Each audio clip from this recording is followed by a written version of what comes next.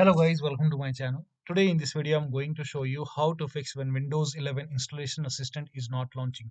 So when you run the exe file for Windows 11 Installation Assistant, it actually launches only for a second. You can see it for a second and then it disappears. So if this is what is happening, then please follow the steps shown in this video. So you can go ahead and download the Windows 11 Installation Assistant.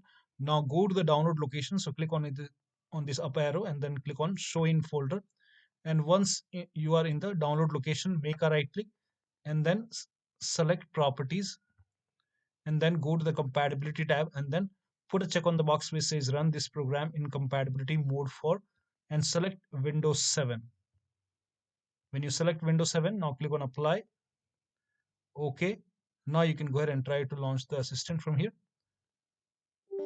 Click on yes to allow, and this time it should go ahead and load Windows 11 installation assistant. Now you can go ahead and click on accept and install and update your Windows 11. Now still this is not working. In that case, you can go ahead and use media creation tool. So you can go to this page.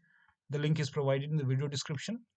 Here you can see media creation tool. Click on download tool now and then run this exe file, and then you will see this screen. Click on accept, and by default Windows 11 would be selected. Click on next, and then you can go ahead and select the ISO file. You can click on next, and then you can go ahead and save it to the desktop. Select desktop and then click on save. In my case, it's already downloaded.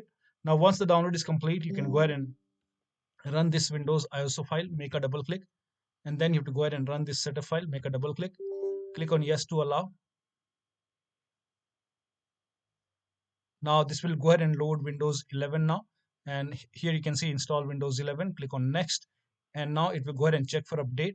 Now this process will take some time, and before the installation you will see the screen which says ready to install, and by default the option to keep personal files and app would be checked.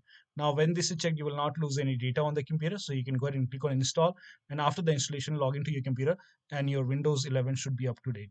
So that'll be all. Thank you so much for your time, and please like this video and subscribe to my channel.